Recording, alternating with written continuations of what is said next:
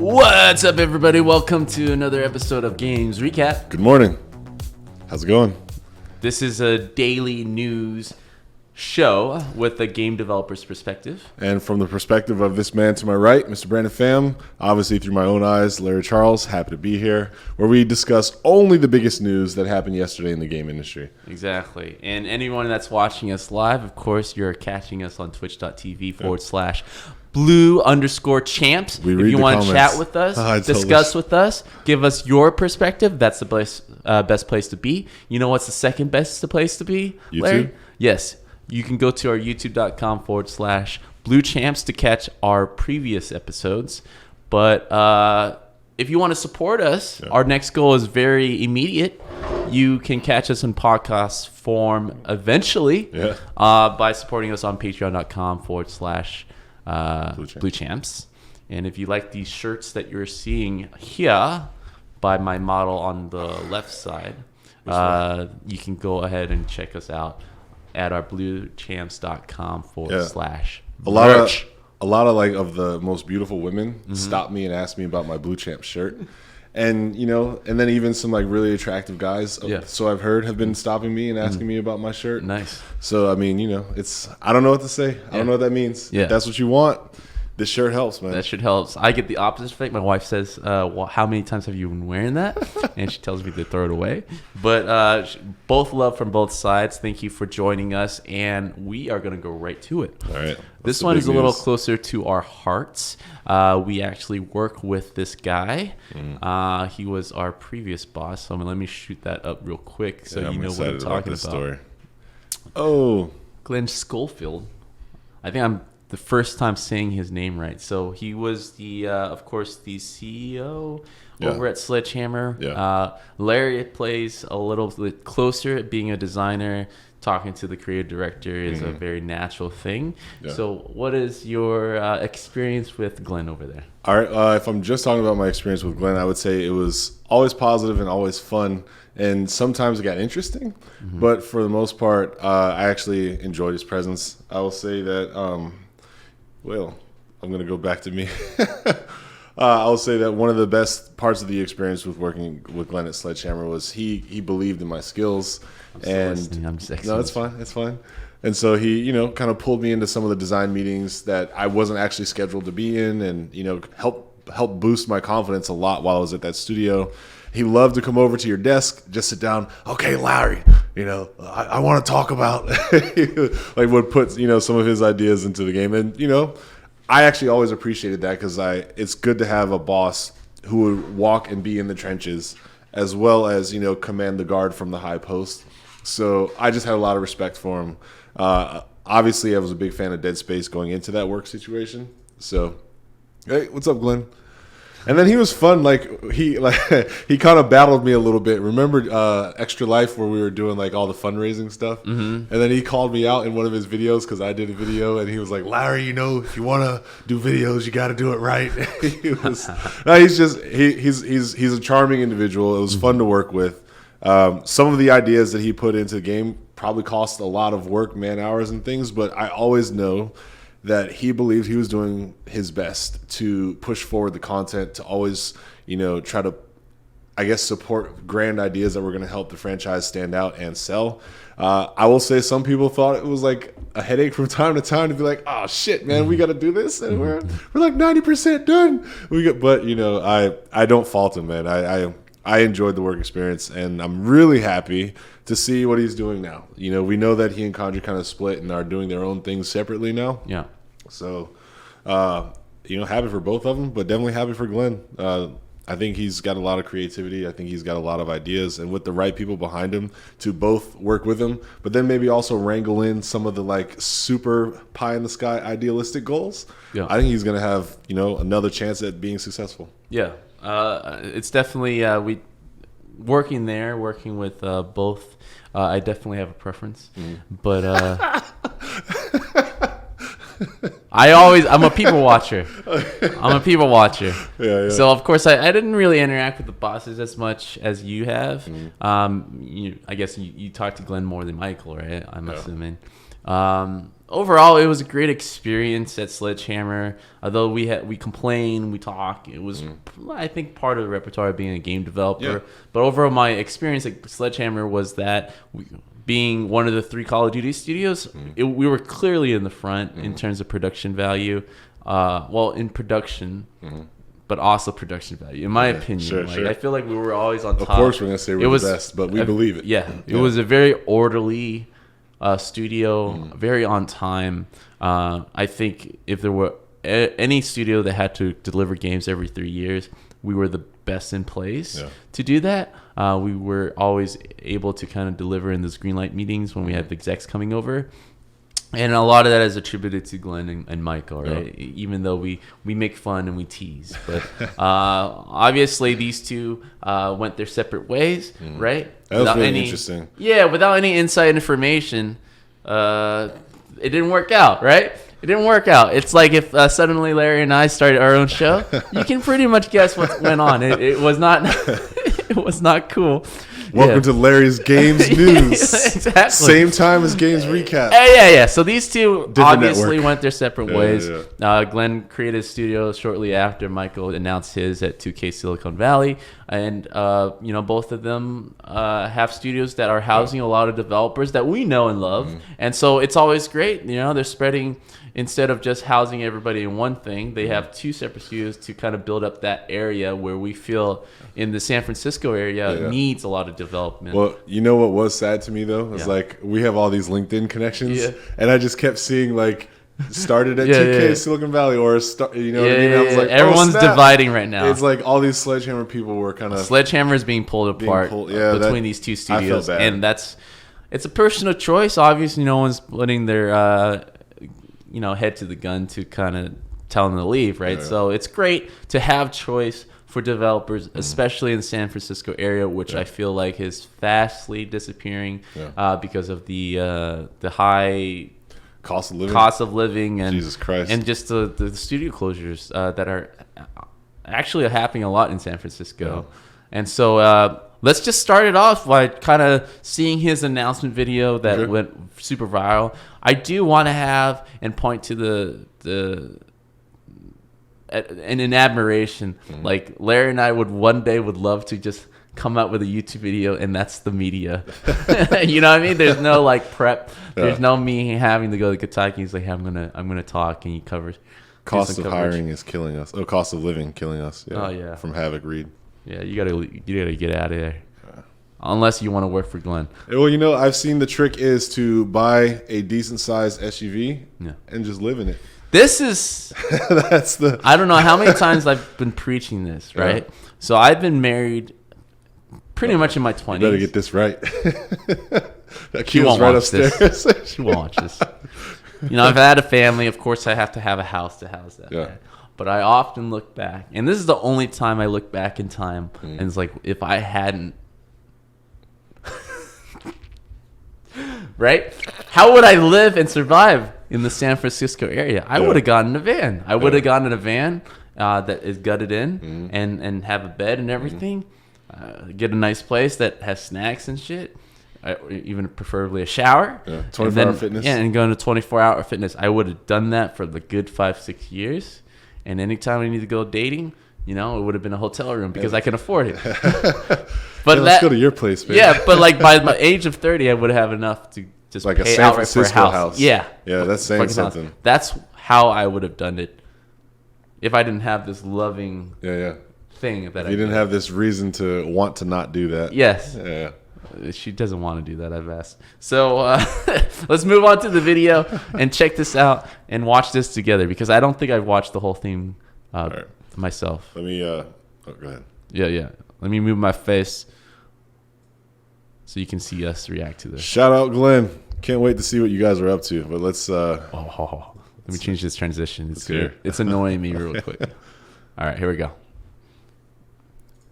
Hi, I'm Glen Schofield. I'm happy to announce that I've just joined PUBG Corporation as CEO of a new independent game studio called Striking Distance. Deja vu, right? Deja vu. Why do you say that? I mean, how was Sledgehammer formed? Well, you mean him starting a studio and then pulling people over? Well, that, but on top of like taking a Call of Duty franchise where he's known for Dead Space, and then kind of bringing a single player component. I think I'm cutting ahead. No, okay, that's cool. Right, keep going. Working together to build the studio from the ground up so we can begin crafting an original narrative. I'm a little upset at who lit Glenn in this video. Because from the front, you actually can't determine the chin. Say it again. It's just the photographer in me is like, oh, him lit from the front actually didn't do him a favor. After a lot of hard work, you can't distinguish the chin geometry very well, and that's actually not because of him. Because when you show the side, clearly you can see it. But no, he's got a double chin going. No. I'm just saying they could have done him a favor by moving whatever light is shining from the bottom slightly a little more offset to the side. Do you think that brick is part of the studio? Probably, right? I don't know if he's actually in a location yet or not. Well, they have a San Ramon studio. Oh, he did say that at the end. San Ramon, come join us. Okay, then they've got a place. They've got a place. I think it was ominous like this. This is how I met Scholfield when they were doing the promo for Dead Space, and they did a similar type of backdrop. Okay, it was supposed to be all dark and horror. Here he is. Well, what's great about this simple piece of media is like, look, you got a cue card, you get a camera, and a brick wall. Who knows? That could have been done at Kinko's. You know what I mean? Like he's at his home. Yeah, his garage. I were able to ship 3 incredible games. But now I'm looking to take those experiences to explore. That's actually something we keep forgetting. Sledgehammer did ship like 3 titles. Yeah. Modern Warfare they helped 3. Modern Warfare. They did... or what do you call it? Advanced Warfare, and then World War 3. World War 2? Yeah, World War 2, duh. World War 3. This guy Where am I? He left here. Did you work there? Let me drink some water. I left at that game. But that's impressive, man. And a lot of people ask us, like, it's not like Scholfield did anything wrong at Sledgehammer. I think I enjoyed Glenn the best out of the 2. And it was just a guy whenever we go on a walk and he's like just doodling in the back. Yeah. More than doodling, he's doing like legit caricatures. Oh yeah, I would say he has obviously deep roots on the art side, but then from the creative direction and design standpoint, he puts a lot of time into like developing there. And sure, a lot of his ideas come through the people that actually do more of the work. Like I didn't see Glenn go into Radiant and like start moving stuff around. No, he's a creative. But exactly, like he will sit down, throw his feet up, and be like, "Okay, here's a vision. These guys are really strong. I want them to push a bus." Like that's how the push the ambulance came into my level. There was like it was his idea to have them pushing a bus to block bullets and to create moving cover for themselves. But he wanted something like gargantuanly heavy to show like the strength of the exosuits. So that was a Glenn idea that made it through. But I appreciate that kind of confidence and experience. And not a lot of game development studios I've been through where I'm like, I'll listen to you, right? But Glenn definitely has a stature. Yeah. Maybe not to Larry. Larry's like 6'5". He's the only person taller than Glenn in the office. Well, Guy's second. Yeah, Guy was definitely that's taller true. That's true. Yeah. But Glenn has that certain confidence and experience where you instantly want to listen to him, and I'm super happy to kind of hear that. He's going to form a new studio because I thought he was gonna retire because he has the means to. And not to throw his personal life out there, but I also thought that like after maybe World War II was probably going to be like the time for him to kind of settle. I knew that his daughter was like getting ready to go to college. And there was like, he might have been like, oh, I'd love to spend some more time with her. And like, I don't know. It seemed like he was starting to do a lot more of his art.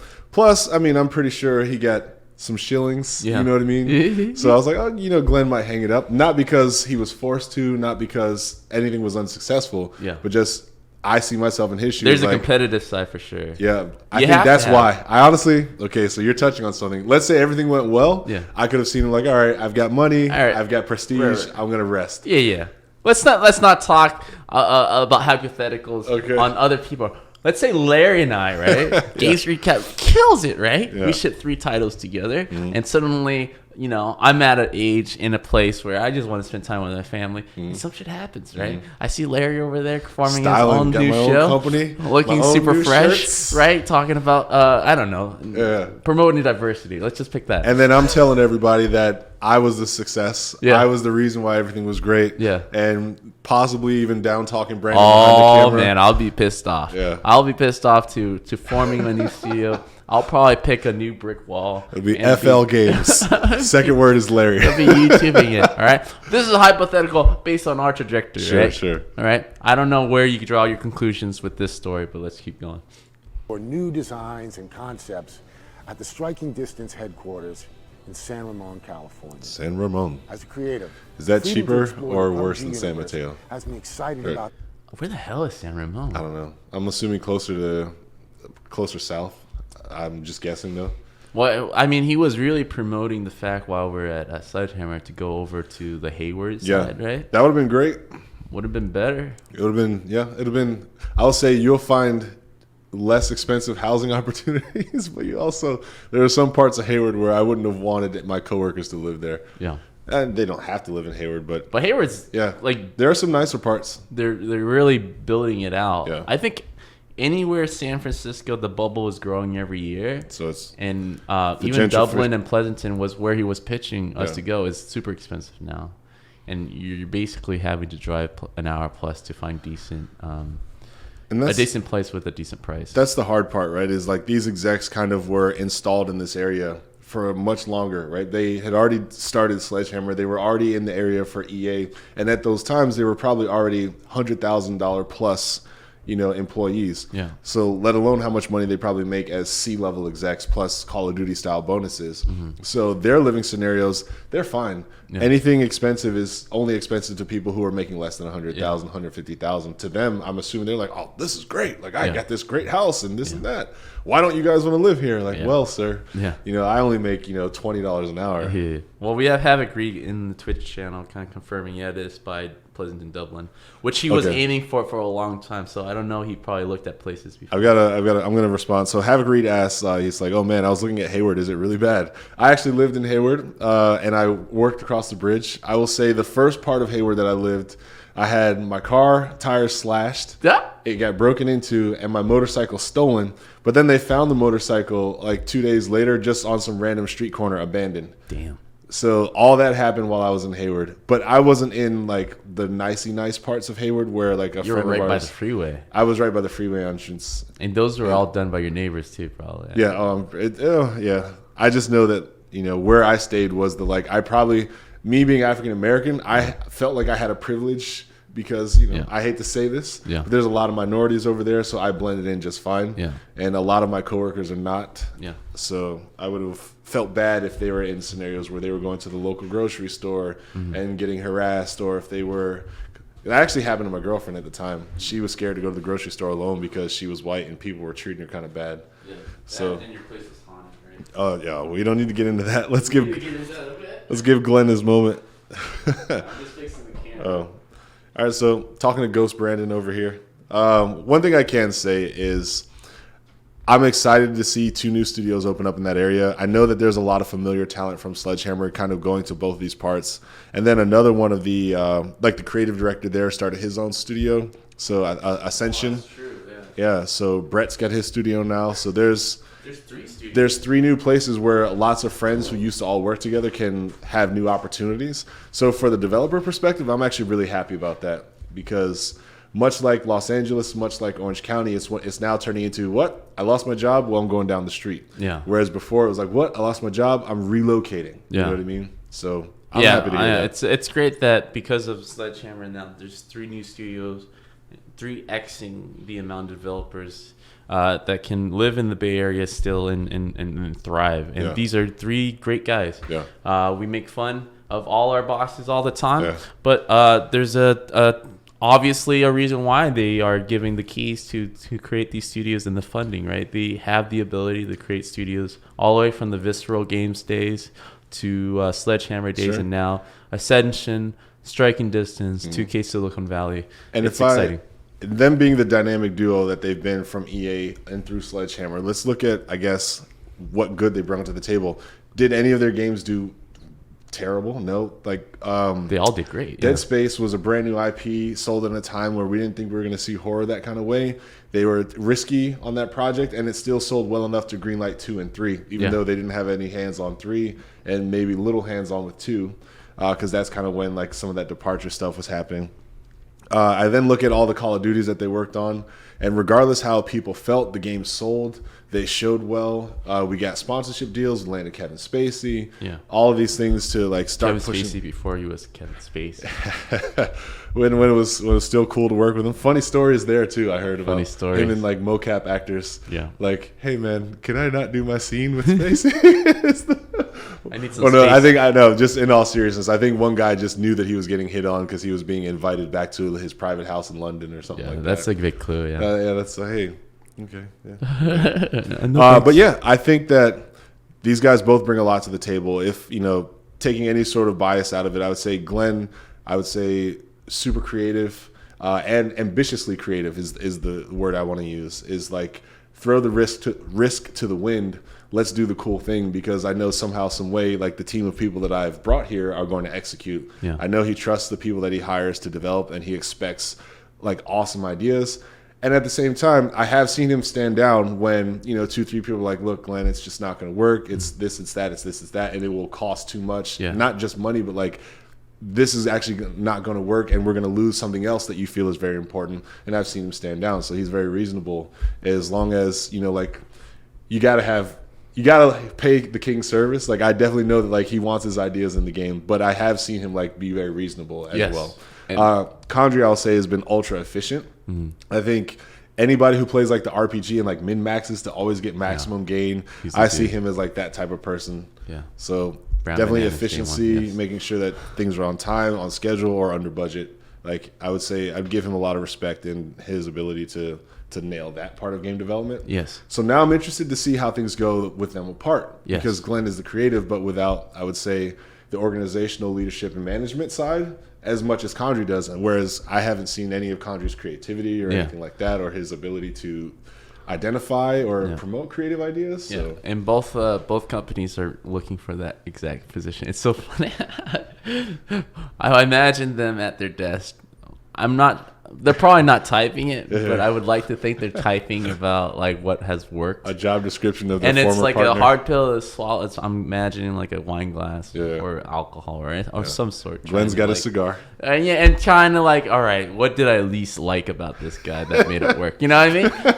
Just type that out and be like, I need someone like this because that worked out. Yeah. And you're talking about like a 15, 20 years type of friendship there. I will say, like, obviously it's not impossible. Like, they weren't the only two of their kind.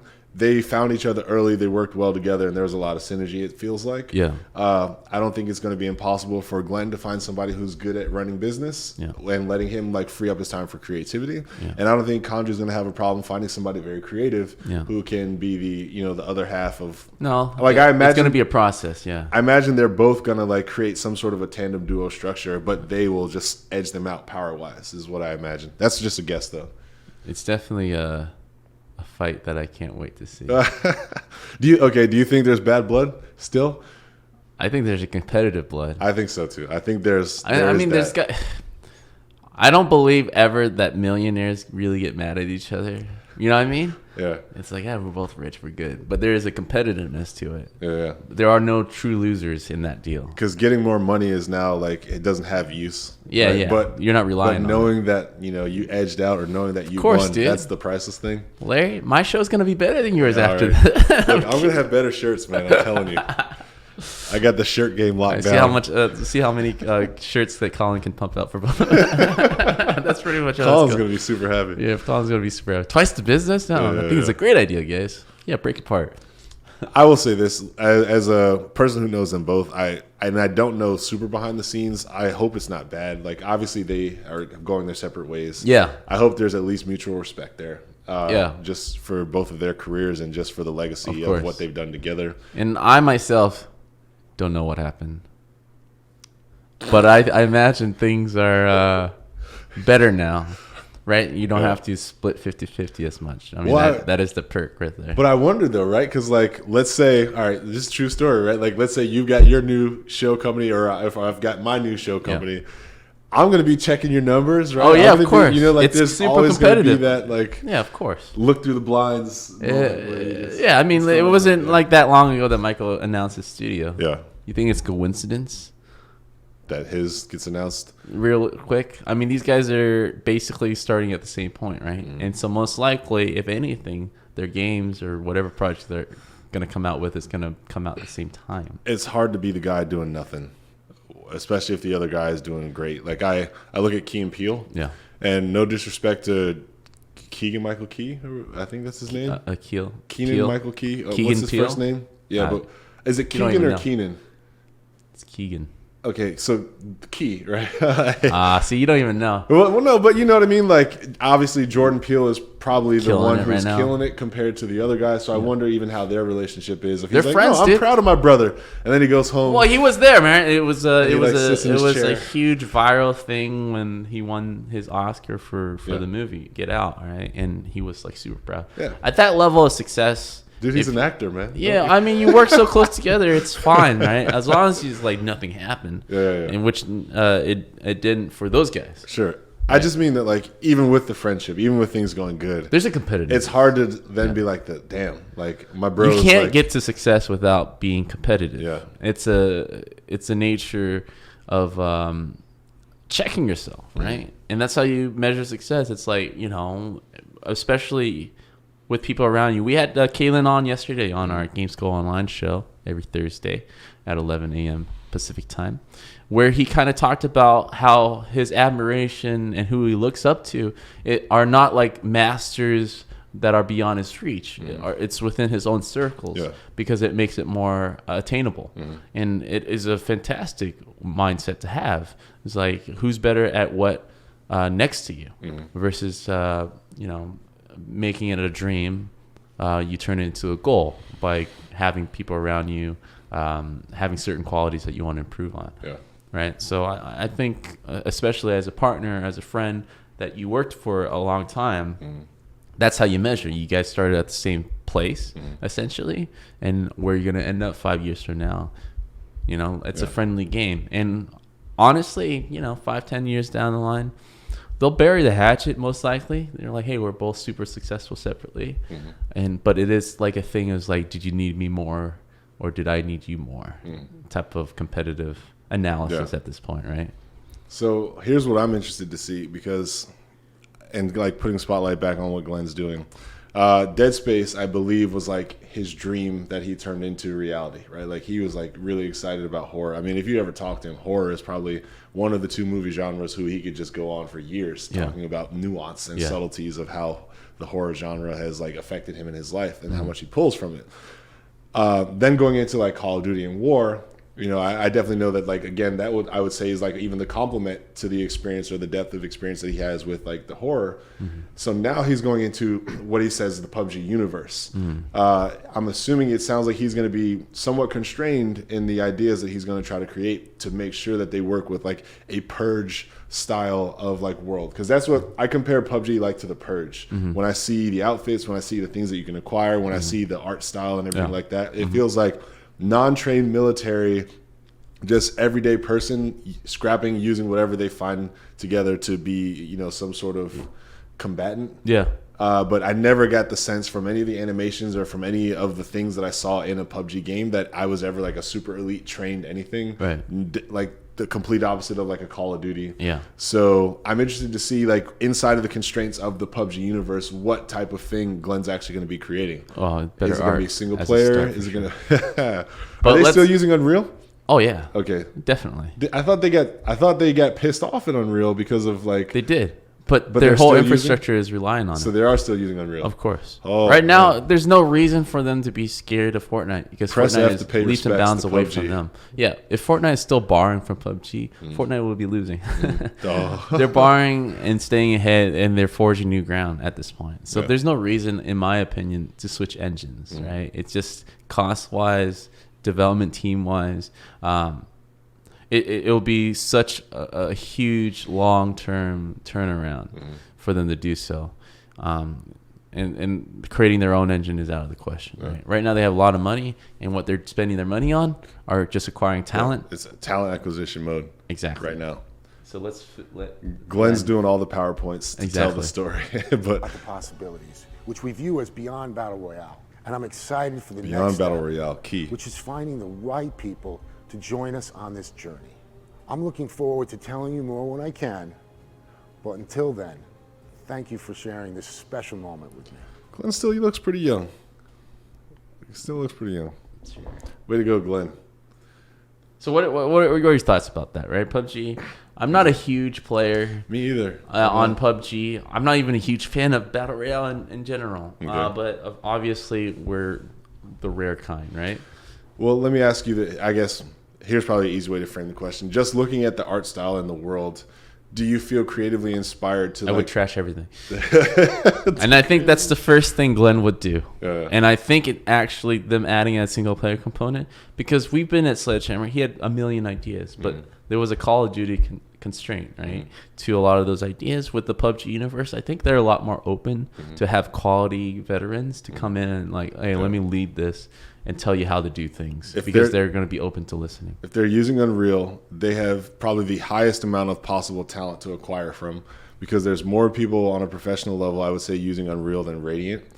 So that's a win. Obviously, that's a huge win. PUBG. That's one of your questions. Yeah. During one of the team meetings, remember? Yeah, I remember. I remember that. Yeah, I remember you got shot down. That's what happened. How I asked it apparently insulted the boss, and he got mad. Yeah, but he handled it like a toddler in front of the whole office. Yeah. No, and then he was like, oh, "We put up $16 billion, and this isn't Glenn. Yeah, we put $16 billion into this engine. Yeah, and so immediately I was like, no, you didn't. I was like, that's all the money that Call of Duty has made to this point. What you meant to say was, the engine that you're using has given us the opportunity to make $16 billion. We put $16 billion into the engine. This is a lot. Like, you know, when someone speaks in like that, the hair sweat makes, and they like have to. Yeah, when like the sweat has to travel around the brow. Oh, that's. Anyway, I asked the question at Sledgehammer in front of the whole studio. I was basically like, look, if we're talking about making a new Call of Duty and it's going to be a departure, this is when we were generating ideas for World War II. Didn't solidify that it was going to be World War II. It could possibly have been Advanced Warfare 2 at that point in time, but we're investigating what potential things we could do differently. Everyone who worked on Radiant, especially the Sledgehammer version, and I haven't worked with the other versions, so I don't know better or worse or whatever, but we all knew that it was not a modern car. It was a 1998 Honda Civic that had every addition from Best Buy added on it. Yeah, it's got navigation, bought it from Best Buy. Yeah, it's got speakers and subs and all this stuff. It was like the duct tape version of a modern engine. And so I simply asked, like, are we even looking at potentially new engine technology? And that's actually a respectable question. Looking at developing it ourselves, looking at improving, looking at new, like switching engines altogether. And so, yeah, that was an insulting question to ask, apparently. Like, as an artist on a proprietary engine, you are really held back in terms of efficiency, but also the things that you want to do. And this, if you apply that to 100 times to all the other disciplines and people that want to innovate, you can't, because you're very specialized within a proprietary engine, and you can't navigate to other things to experiment with. And so this is exciting. If we had the same ideas that we had at Sledgehammer and we're able to apply it on an individual level, it's actually really cool. The graphics obviously will get a huge upgrade. Oh, yeah. I know Glenn looks at that game and he's like, hey, no, give it. Yeah. So I think that is going to get a huge facelift. Yeah. But the single player will finally give PUBG an identity, which to me is the main issue. Like you were talking about before, you kind of go in there, you're scrapping things together, but you don't know exactly what the fiction is. You know, even when you're talking about like Stalker years ago, right? It's not even that. Where to me it kind of feels like similar, right? There isn't any nuclear holocaust moment, but like it feels like you're scrapping resources to kind of go out there in battle royale, right? So PlayerUnknown's Battlegrounds, I don't even call it that anymore. That's why I had to like say it to myself. The way that I feel about that experience is it only sells you two things. It sells you gameplay and tension, right? It doesn't sell any sort of immersion. I don't feel attached to anything. Yeah, it's unknown. It's unknown. It's in the name. It doesn't feel any like a cultural phenomenon like Fortnite. There's no event, right? It's just it's an experience that delivers, I would say, well enough on the two things that it promises, and it just gives you those two things. Yes. Which is gameplay and tension. Yes. There is no, like you said, story. There is no identity. There is no unique third appeal to it that makes me want to invest. Yeah. Other than I just feel like playing a 20-minute game where I'm gonna slowly ramp up until I die. Yes, and that is why I think PUBG has huge potential in the battleground, battle royale. Of course, Fortnite's dominating. Apex made a blimp, right? But people still love the modern shooter. And if I were to look at all three, Players Unknown PUBG is the most appealing to me because it's like guns that I am familiar with. It's realistic settings. And so if they do a facelift and they do all these things and add fiction, it's the game that I'm most likely to pick up. I know Battlefield, of course, is another thing, right? But it doesn't have the consistency that these battle royale games have because they're constantly trying to upgrade, which is what Call of Duty and Battlefield has an issue with.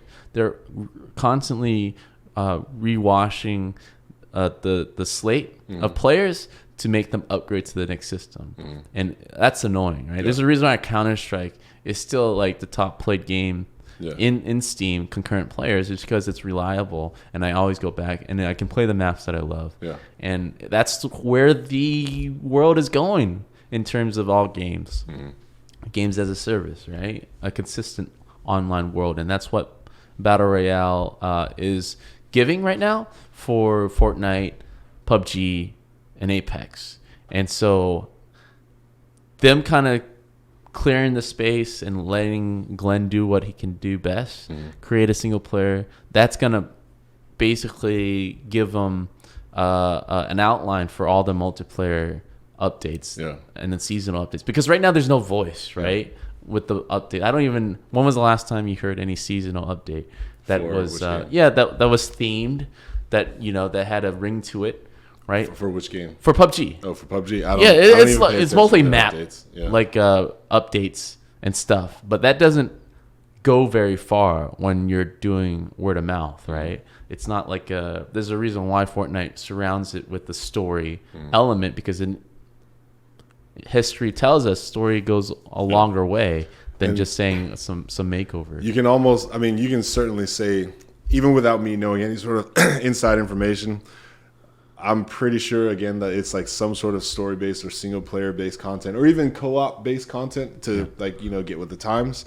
But just from my experience being at Sledge, always saw Glenn in anything related to single-player. And when I was on the multiplayer team, I didn't have any interaction with him at that time. Not because he was less interested or anything, but it just seemed like he kind of was sticking with his guns. So that leads me to believe that, some sort of long, cool story inside of that universe is on its way. Early 2020. Yeah, he's all about story. I think this is going to be something that happens quick. It's exciting. I think it's going to happen quick. Yeah, I think it's going to happen pretty quick because, it has to. Yeah, it has to, but plus, to dig through the trash can, you have your trash can of ideas that he has, kind of stacked. He has his own too. And it's going to be very easy for him to kind of pull from any of that. And I know how PUBG guys over there, they're like seeing the competition, but they're making hundreds of millions of dollars every month as well. They're still just through mobile. They're still making a lot of money. I would even argue, they're not trumping Call of Duty franchise yet, but in the short years they've been around, they're fastly dominating that area still. I'll say this: if you compare PUBG to any individual Call of Duty product, PUBG wins. I think so. Yeah, PUBG is the same product. Yeah, Call of Duty looks at that and is like, we want that. A monthly revenue stream that does just minor updates and looks. I would have to say way worse. Activision they have to be hard at work on their version of Fortnite. PUBG, and it's not inside the Call of Duty universe, because the precedence that they've set with Call of Duty thus far is new one next year. You know what I mean? So if that's going to continue to be the case, that means that you're going to keep killing the investment that people have made, both in time and money. And so that's literally the opposite of what Fortnite and PUBG are doing. Yeah. All of the investments I've made into that game, time-wise, money-wise, still exist because they're just continuing the track in front of my gameplay experience. They're not making me, okay, we're done here. Yeah. Go to the next one, repay the entry fee, start from zero all over again. Right. And if anything, this will help the staleness of Battle Royale. I feel like it's already happening. Mm-hmm. If we were to look at the leader, Fortnite, it's dropping in terms of, it's less successful than it was before. Yeah. With a significant drop. We covered this a couple of games recap before. We're talking about 30 to 40% drop from month to month revenue stream, right? People are getting tired. People are getting tired. That's just what it is. And it's oversaturated. And it's the Call of Duty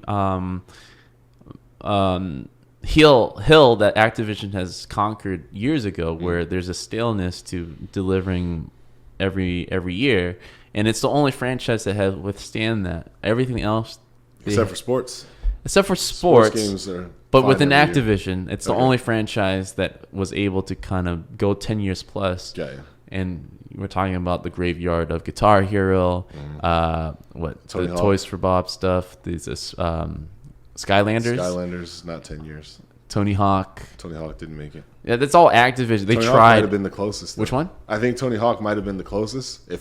Tony Hawk Pro Skater 1 through 4 plus Bam Margera's Underground 1 and 2. Yes. But they all died off, and Call of Duty's the only one standing. Yeah. If we were to compare it outside of that, maybe Assassin's Creed, Ubisoft. I think Ubisoft has like the most success with annualizing their franchises. Yeah, Far Cry isn't annualized yet, so that doesn't count. Well, I think now they're doing the 1-2 punch of the like big game then side story to kind of make that feel of we're offering. It's a hard business model to get right, and that's why like the game as a service stuff makes more sense now. Like I wouldn't mind Call of Duty every month with a seasonal update. I'm pretty sure they're working on something like that to kind of combat the Counter-Strike thing. Because Counter-Strike, out of everybody, people make fun of Steam like ourselves. Yeah. But it's going to be here in the next 15 years. No doubt, right? Mm-hmm. You talk about what's their closest thing to chess. I think the Steam games, or the Valve games, are the closest.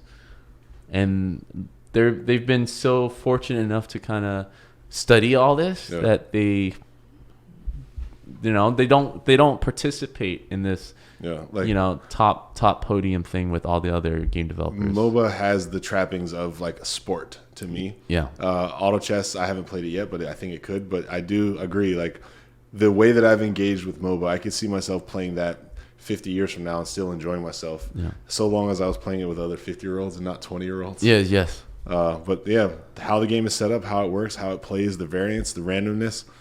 Simple set of rules, but so much randomness in how I choose to play and who I choose to play. Yeah. So, yeah. Well, Havoc Reed giving a shout out. He says, I need to get Escape from Tarkov. It's a new. Have you heard of that game? I've heard of, haven't played it. Yeah. So from what I've seen, it looks actually really cool. It's still like a smaller box type of map, but you're able to like it's really deep in the system of scavenger. Where there's permakill, basically anything that you gathered up to that point when you go into the server you can lose based on your kill death. I'd be interested to see but that's what I mean. Like I'm a shooter fan, right? But I don't. If I to kind of hop on the trend, it's very hard for me to like stick with it because it seems like it's always moving, and so I always look back Counter-Strike. Years from now, and I'm looking at it. It's like I can still, if I just want to shoot things, that's the game I go to because it's hard for me to go to Call of Duty because of how the servers work now. You just go wait a long time, at least on the PC version, a long time for anybody to pop up, and it's just the way the model is now. I can't rely on a game just to 2 years down the line and go play with it. Yeah. Unless it's Counter-Strike, which is the strength of Counter-Strike. Which, actually, funny topic then, real quick, and this, again, is way off from what we were originally trying to talk about. WoW Classic is doing super well. Yeah. Everyone that I've seen on forums and in the beta itself are just so happy and appreciative. I'd say, globally, it's polarizing. There's a lot of people, sure, who like, I'm not going there. Quality of life, they don't have this, they don't have that. Sure, no problem, whatever. But because of the type of game that WoW is, because they're making updates and changing the rules and like changing, how it actually plays, functions, what abilities you have, reworking your character design or your class designs.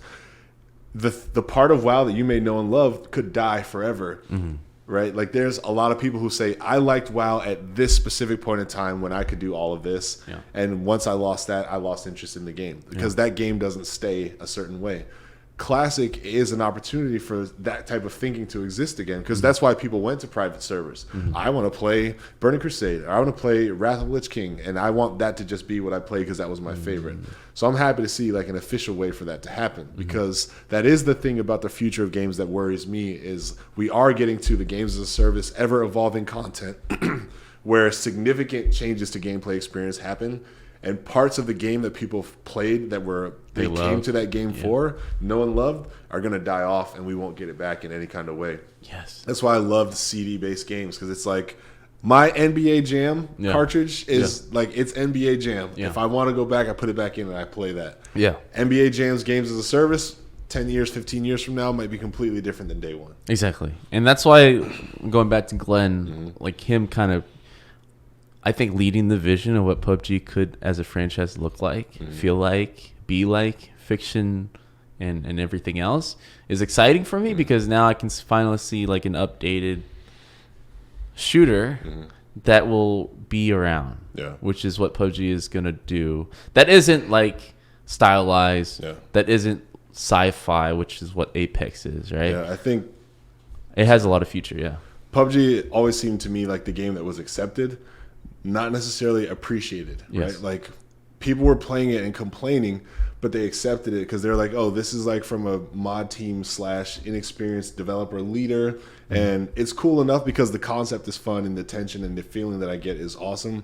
But we always complained about the animations and the art style. And like we complained so much about everything else that wasn't polished or done right. Yeah. We would say stuff like they didn't even polish. It's not polished. It's a mod. It's early access, literally. Yeah. To know that like Scholfield is putting together a studio of top level devs, and we know a lot of them that he's probably recruiting. It's in good hands. Yeah, I think that like you're getting like real, not to disrespect PUBG Corp or anybody that's there now helping PUBG, right? But they're getting like literally a team of heavy hitters, AAA developers. So I'm really excited to see what that group of people is going to do with PUBG. It's a huge. All right, let's do a ranking, right? It's a friendly competition, right? Okay. Michael and Glenn, right? I don't know what Michael's doing, but it's 2K Silicon Valley. Yes, but they probably have to come up with a new IP. It's probably original IP. I don't know anything in 2K's wheelhouse. But having PUBG backing that's already making money, it's already a success, and what you're trying to figure out is making it more successful.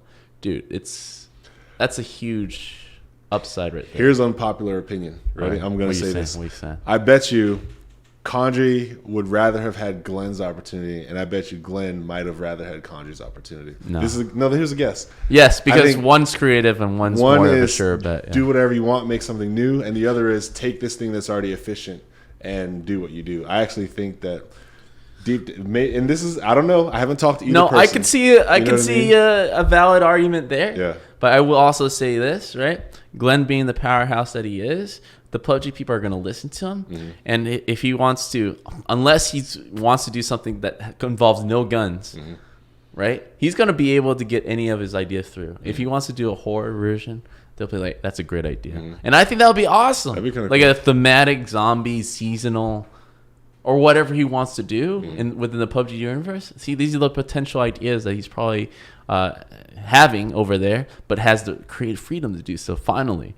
So what he has over there is way better because, as we know, to create a new IP and then hedging your bets to hope that someday it will make money is a huge gamble, right? Sure. And with 2K's background, where they kind of open and shut studios, at least in this San Francisco area, right? It'll be a miracle, in my opinion, that Michael is able to pull something out.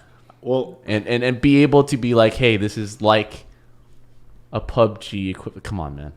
The chances of like building a PUBG equivalent where you're making hundreds of millions of dollars a day, Fair enough, but a month. Let's make it fair. Glen right? is cool, dude.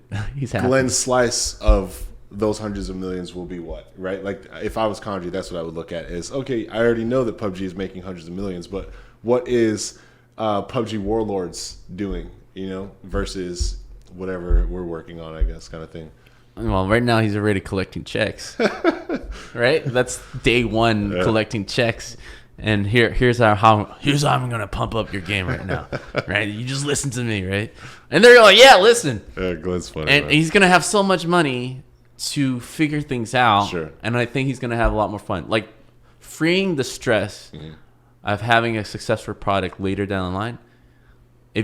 Is a huge advantage. Yeah, I can respect that. Every decision is just a fun decision, and the cool thing about the PUBG and all these battle royale and free game as a service is that they have the data every day to back up the hitches and glitches, right? Hey, you just released something. Let's look at that. That's actually getting received really well. Oh, no, it's not. Great. Why? Well, this is why. Versus the classical, I'm guessing, 3 to 5 year model that 2K is used to. Yeah, one is more modern thinking than the other right now. And sure. the modern thinking way is winning. It's going to win. But you're talking about something multiplayer versus if we assume it's like single player content, it doesn't need to be online. Maybe it does. I don't know. I'm just saying from the standpoint of they're both already rich. They both have, I'm sure that 2K has given Condrey the money he needs to start the studio and take 1 or 2 cracks at it. Of course. I'm sure Glen is probably not worried about that. He has, they have infinite resource, flood of money. And out of that corner, Glen is the biggest buy they've ever had that will PUBG right Corp? that ship to kind of, they have the advantage of the modern shooter. Yeah. In the shooting space, the modern shooter works. Yeah. Everyone loves that. You have everybody. Being stylized or not, yes. Fortnite created a customer base of children, right? It became a phenomenon because these are kids that are into the dances and stuff. It's a huge. They're not even in the competitive field of traditional shooters, right? They create a whole space. That's why they're dominating. But when we're talking about traditional shooters, PUBG is closer to acquiring everybody that is used to growing up shooting. Like even me, hating battle royale. Not hating it. I just don't get it. I feel like it's a lot of sitting. I can solve the battle royale problem in one sentence. Well, two sentences after. No. Please. I'm saying this so that we remember it. But please finish your. No. That's all I gotta say. Really. Yeah. So I think the biggest problem that battle royales experiences. I think the gameplay is fun when you get to play it. Actually, right? Yeah. And so the biggest part about the learning curve. And this again is coming from my perspective as a game designer is like it's cool to like have that like when am I gonna fight, and if you're not good at the game yet, you get like a 3-second like and then go back to the lobby, join a new game, wait 10 to 15 minutes before you get back up to that 3-second moment again, and hope this time that it's 5 seconds. Hope that you get the jump this time, and then maybe you win. So now you go back to tension for a little while to another 3-second moment, and then you're dead again. Until you really get like in the flow, there's a lot of time you feel like you're investing to doing not really much of anything. I would love to see somebody take a stab at doing battle royale where it's competitive growth, but you're not kicked out of the game after the death. So this is a hypothetical example, but let's just say, all right, Brandon, we're starting the game. It's 100 people. Me versus you. We run into each other. Whoever wins keeps playing the primary position, but maybe somehow like I'm now on your team in some sort of, skills or opportunity like hindered way. Yeah. Right. Maybe I'm now a ghoul. I have some ghoul abilities, but dude, this is what I'm saying. He can do all that shit. Exactly. If you throw some monsters in PUBG, which he probably will pitch, I think it's awesome. Well, it's just it's stuff that the other games I don't think can do. I mean, Fortnite used to have zombies or whatever. Right? Well, they still do. They have Save the World mode. No one's playing it. I'd say 1%. But they are going to be very receptive and act on whatever these guys come up with. They're very good at implementing new game design stuff to stay ahead of the game. But it's a different audience, in my opinion. It's like I don't think necessarily people who play Fortnite chose Fortnite over like a players unknown. I think Battle Royale just in general needs a way to play till the end. I think Apex took a step in that direction with you have a squad. Squads can revive each other. Sure, So there's a way to like stay in the fight until all three of you are eliminated. I think something where it's like, hey, I don't know. This is a stupid example because I'm just trying to spitball it. I have spent zero time actually trying to game design this, but I believe I win, I kill you, you're like a minion of mine or something, but you have your own abilities. You still have agency and autonomy so long as you're near me or whatever, right? So we now as a team, I'm going around killing people to collect teammates to then have one final showdown of 1 versus 1 versus You're giving way too many ideas, 49. But you get to play till the end. No, you know there's what I mean? so many ways to play with it. I think that could be strong. Yeah. If Glenn is listening, he's like, yeah, that's a great idea, Larry. Larry, come on, you should come on. He adds an H to my name. Yeah, LAHRRY. Yeah. Well, I mean, this is ending the hour. Of course, I am Brandon Pham. This is Larry Charles. This is Games Recap. We are here every day, 10 a.m. in the morning, rain or shine. Mm-hmm. And you can join us again if you miss an episode on our youtube.com/Blue Champs. Mm-hmm.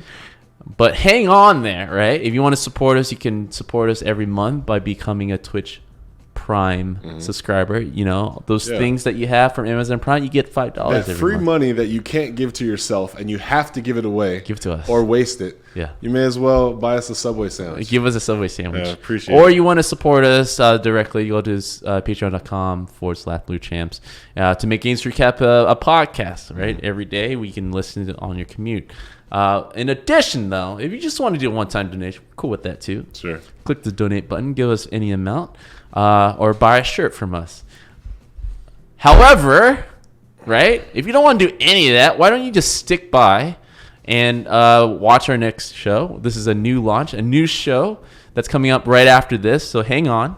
It's Backseat Gamer, and what we do is one of us is going to take the back seat, and one of us is going to play a game that we don't like, and we're gonna try Dota Underlords. I hate game that we don't know that genre. yet. I don't know, better to say we don't but know. I am the least experienced in that genre or close to that genre, so I'm gonna be playing, and Larry's gonna direct and help me out. Sure. So it's gonna be our first stab at this. Hopefully, you guys have as much fun as we do, and that's coming up next.